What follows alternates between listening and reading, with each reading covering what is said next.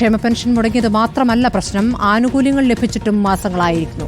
പ്രസവാനുകൂല്യവും വിദ്യാഭ്യാസ സഹായവും അടങ്ങിയത് ആയിരക്കണക്കിന് ആളുകൾക്കാണ്. മരണാനന്തര ആനുകൂല്യവും ചികിത്സാ ധനസഹായവും കുടുംബ പെൻഷനും എല്ലാം മുടങ്ങിയ അവസ്ഥയിലാണിപ്പോൾ. ഇനി എത്ര നാൾ കാത്തിരിക്കണം?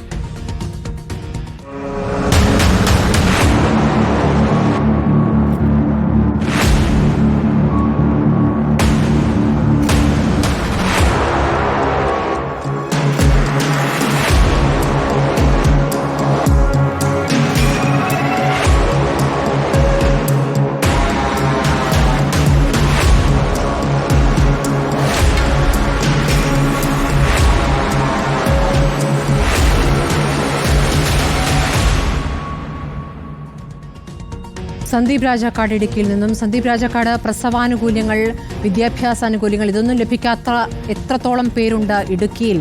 എവിടെ നിന്നുള്ള കാഴ്ചകളുമായിട്ടാണ് സന്ദീപ് നിൽക്കുന്നത്?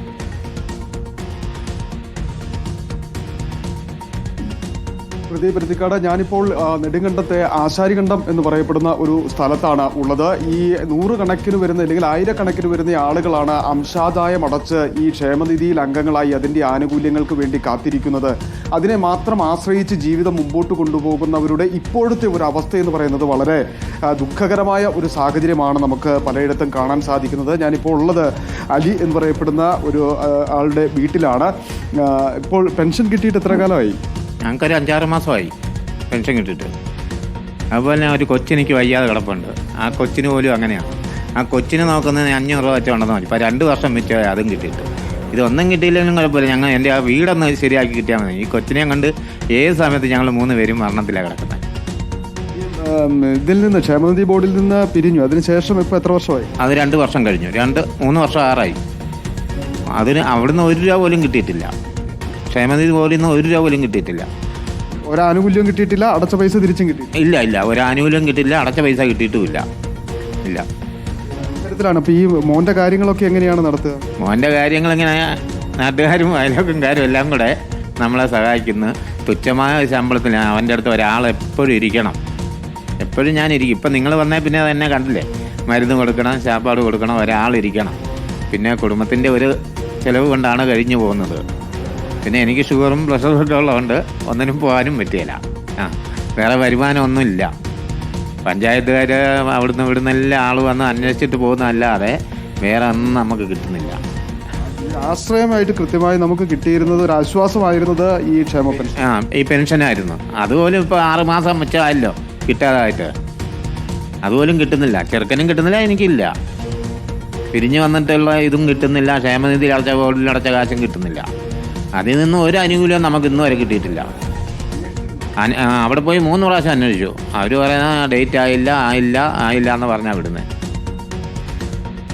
വലിയ ബുദ്ധിമുട്ടിലാണ് കഴിയുന്നത്.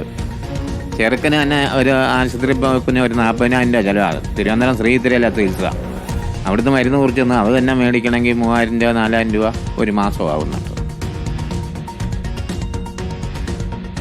ഇത്തരത്തിലാണ് ഓരോ മനുഷ്യരുടെയും ജീവിതത്തിൻ്റെ ഏറ്റവും വലിയ ആശ്വാസകരമായ കാര്യത്തിലാണ് ഇത്തരത്തിൽ വീഴ്ചയുണ്ടാകുന്നത് എന്നുള്ളതാണ് നമുക്ക് സങ്കടകരമായി തന്നെ കാണാൻ സാധിക്കുന്നത്. അവരുടെ ചെറിയ ആവശ്യങ്ങൾക്ക് പോലും മറ്റൊരു വരുമാനമില്ലാത്ത അല്ലെങ്കിൽ മറ്റൊരു മാർഗവുമില്ലാത്ത അവസ്ഥയിലേക്ക് കാര്യങ്ങൾ എത്തിയിരിക്കുന്നു എന്നുള്ളതാണ്. ഇത് ഇപ്പോൾ ഈ അലി എന്ന് പറയപ്പെടുന്ന ഇദ്ദേഹം താമസിക്കുന്നത് ഒരു 2 സെൻറ്റിലുള്ള ഒരു ചെറിയ വീട്ടിലാണ്. ആ വീടിൻ്റെ അവസ്ഥ പോലും നമ്മളൊന്ന് കാണുമ്പോൾ അതിദയനീയമാണ് എന്നുള്ളതാണ്. അദ്ദേഹം മുമ്പ് സൂചിപ്പിച്ചിരുന്നല്ലോ, ഈ വീട്ടിൽ കിടക്കാൻ പോലും കഴിയാത്ത ഒരു സാഹചര്യമുണ്ട് എന്ന് പറയുന്നത്. അതിൻ്റെ ഒരു അവസ്ഥയാണ്. ഏത് നിമിഷം വേണമെങ്കിലും താഴത്തേക്ക് ഇടിഞ്ഞു വീഴാവുന്ന അവസ്ഥയിലാണ് ഈ വീടുള്ളത്. ഇത് പൂർണ്ണമായും ചോർന്നൊലിക്കുന്ന ഒരവസ്ഥയിലുണ്ട്. ഇത് പുതുക്കി നിർമ്മിക്കുവാനോ ഇതിന് മുകളിൽ ഒരു ടാർപോളിൻ ഷീറ്റ് വലിച്ചു കെട്ടിയാണ് താൽക്കാലികമായി ആ വലിയ മഴത്തുള്ളികളെയൊക്കെ ഒന്ന് തടഞ്ഞു നിർത്തി ഇവർ ഇതിനകത്ത് കിടന്നുറങ്ങുന്നത്.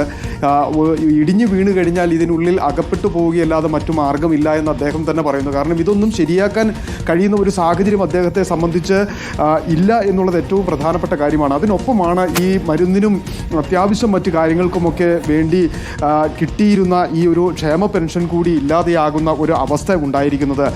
ഇദ്ദേഹത്തെ പോലെ 100 കണക്കിന് വരുന്ന 1000 വരുന്ന മനുഷ്യരാണ് നമ്മുടെ ഇടുക്കിയുടെ മലയോരത്തുള്ളത്. പറ്റുന്ന കാലത്തൊക്കെ കൃത്യമായി കൂലിപ്പണി എടുത്ത് കൂലിവേല ചെയ്ത് ആ കൂലിവേലയിൽ നിന്ന് കിട്ടുന്നതിൻ്റെ ഒരു വിഹിതം അംശാദായമായി അടച്ച് അതിൽ നിന്ന് കിട്ടുന്ന ആനുകൂല്യങ്ങൾ കൃത്യമായി ലഭിക്കുമെന്ന് കാത്തിരിക്കുമ്പോൾ അത് വർഷങ്ങളായി മുടങ്ങുന്നു, മാസങ്ങളായി മുടങ്ങിക്കിടക്കുന്ന ഒരു സാഹചര്യമുണ്ട്. അവർക്കത് തിരിച്ചു കിട്ടേണ്ട അർഹതയുള്ളവരാണ് എന്നുള്ളതാണ് ഏറ്റവും പ്രധാനമായി കാണേണ്ടത്. ഒരു പെൻഷൻ കൊടുക്കുന്നത് പോലെയല്ല, അംശാദായകൻ അങ്ങോട്ട് അടച്ചിരിക്കുന്ന പണം അത് കാലാവധി കഴിയുമ്പോൾ തിരികെ നൽകേണ്ട ഒരു സാഹചര്യം അതുപോലും കൃത്യമായി നൽകുന്നില്ല എന്നുള്ളതാണ് ഏറ്റവും പ്രധാനമായി നമ്മൾ കാണേണ്ടത്. അങ്ങനെ കൊടുക്കാനുള്ളത് കോടിക്കണക്കിന് രൂപയാണ്.